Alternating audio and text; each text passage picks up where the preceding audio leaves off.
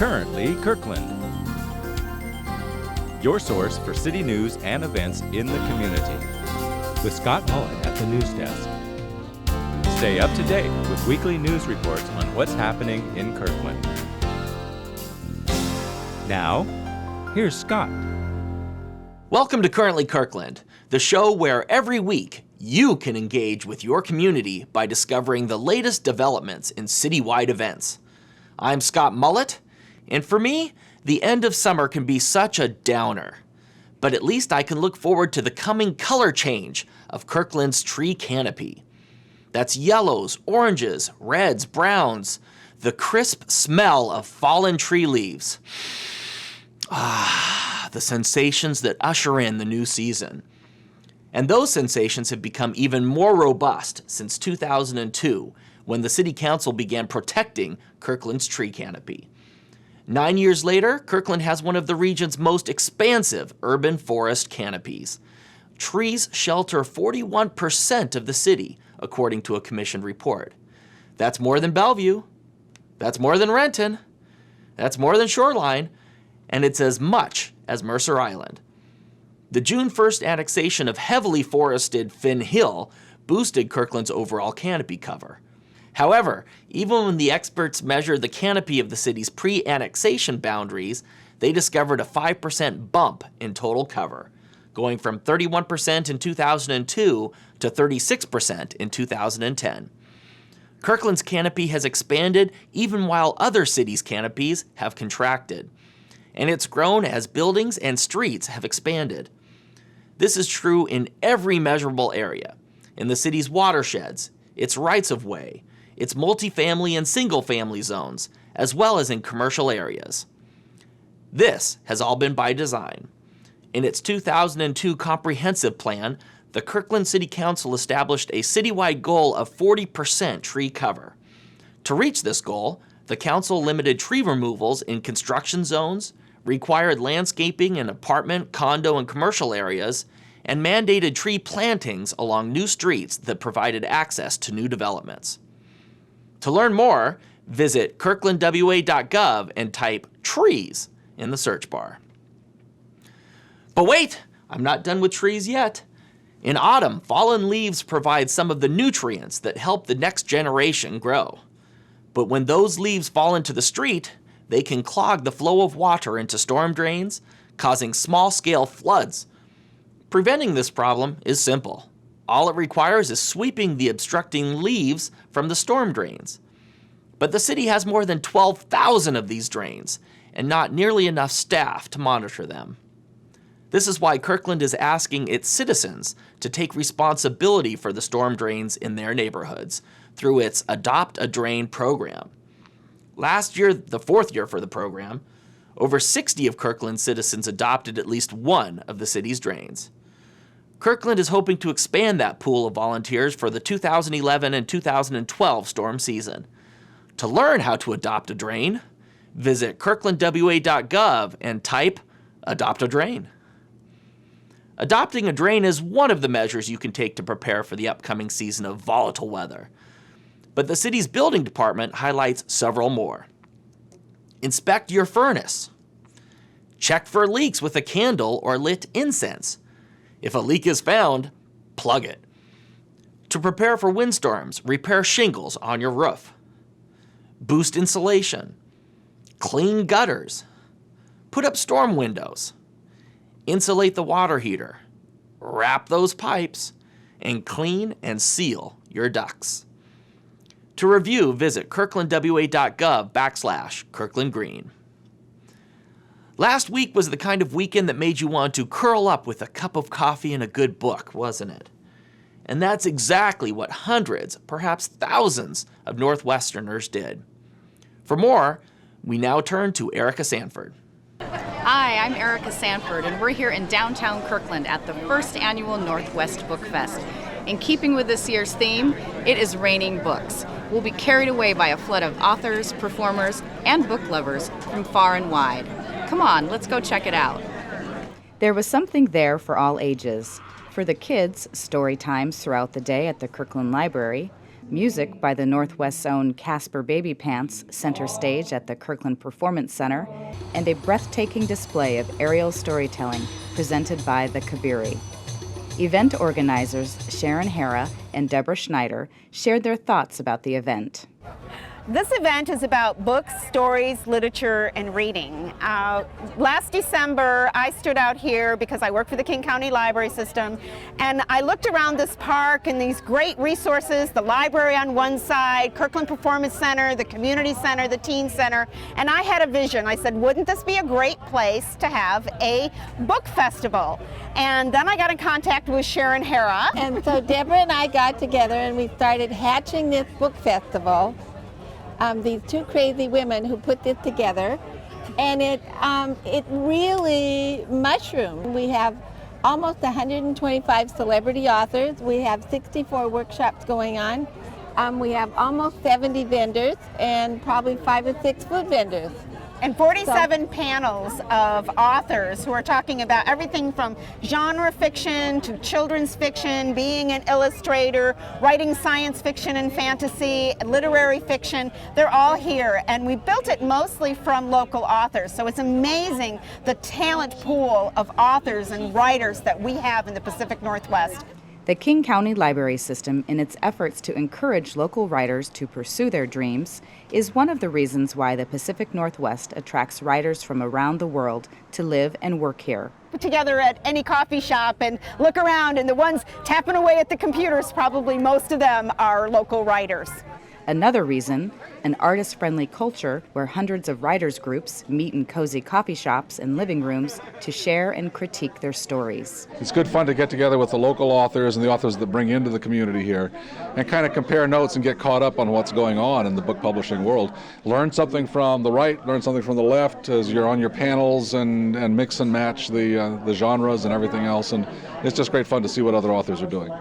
Thousands of these literary enthusiasts showed up last weekend. It was a chance for up-and-coming writers to rub elbows with hundreds of established authors and publishers representing a wide variety of genres. Hull 03, which is a classic starship generation ship novel, a bit of a romance novel also, as we have been mixing, matching genres here, a little bit of a mystery. Also Halo Cryptum, the first volume in the origin story for the Halo universe set about 100,000 years ago. From steampunk and urban fantasy to imaginary worlds just for teens. Author panelists were informative and entertaining as they spoke to rooms packed with fellow writers and fans. So I tried to create, with that's Oliver, he's like a 14-year-old little vampire kid. I tried to create a completely gray character. Like he's not evil, he has no soul, but he's not evil yet, and he's like just trying to figure out who he's going to be, and he has all these expectations coming down from him, and that's what I wanted to explore in the book, because I feel like it felt like a good, spot that teens get in. It's like, well, what am I? What am I going to be? It's funny, they came out in 2008, and at the time, the book fair, there's book clubs with Scholastic, those are the newspaper print things you get, and it's like, buy these books. And then there's the book fair that sets up in your school, and book fairs was like, well, we can't take that book because it has vampires.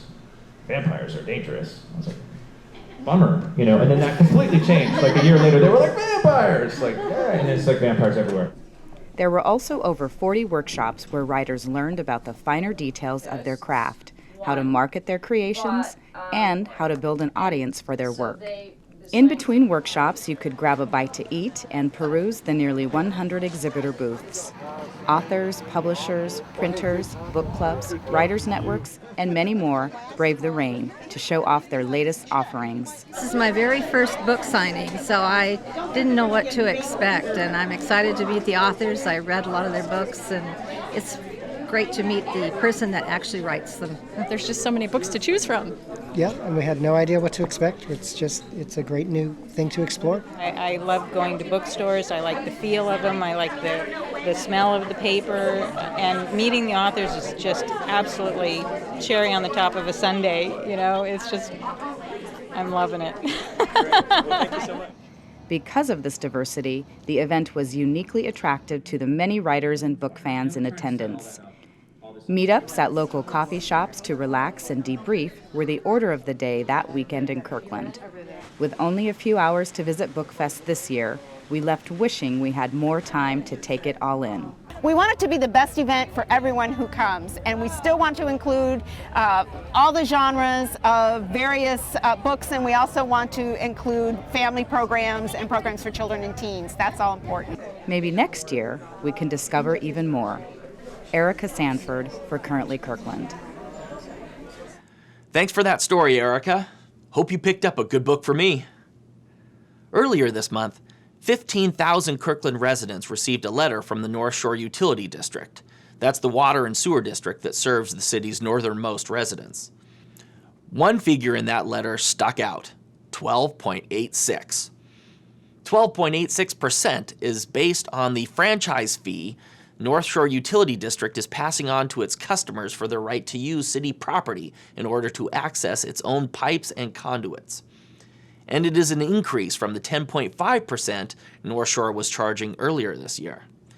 These rate increases have evoked questions, and many of those questions are aimed at understanding the relationship between the city of Kirkland and the Northshore Utility District.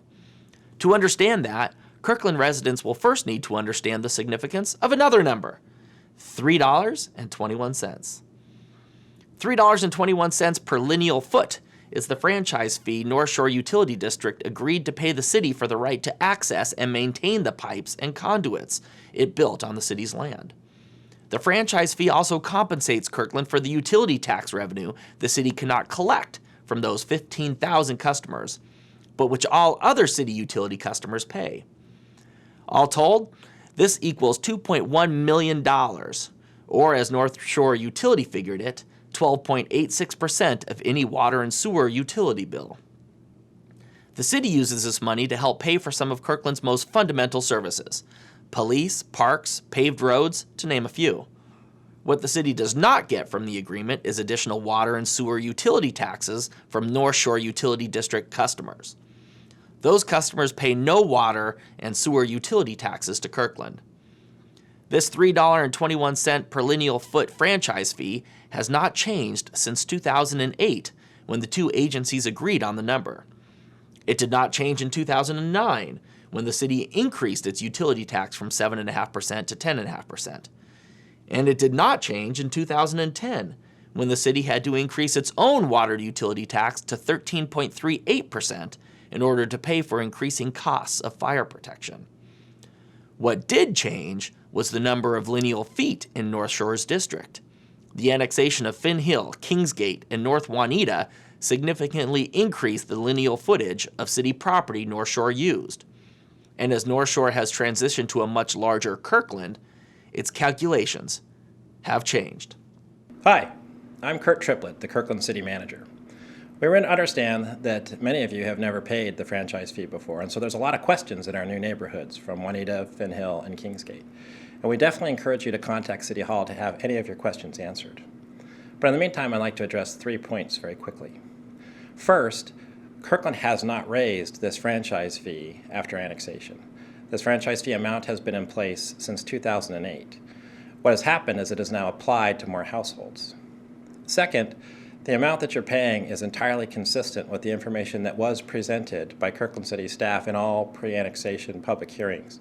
It is also consistent with the information that we sent you in the brochure that was mailed to all new residents after annexation. And finally, what I want to emphasize is even though the percentage of the franchise fee paid in the new neighborhoods might be higher than the percentage of the utility tax paid in the old neighborhoods, a resident in the new neighborhoods will still be paying less per month than those in the old neighborhoods.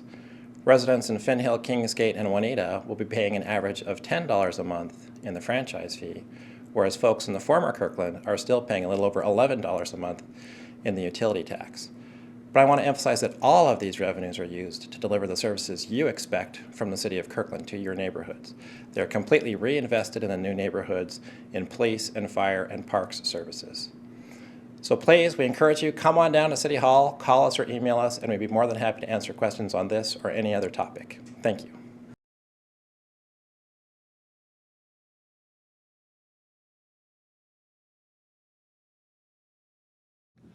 Well, after all that math and numbers, it's a wrap for this week. Any episode of Currently Kirkland can be accessed on demand from the city's website, mobile devices, or YouTube. Drop us a note with any news tips, suggestions, or comments to Kirkland TV at kirklandwa.gov. Thanks for watching. Check us out next week.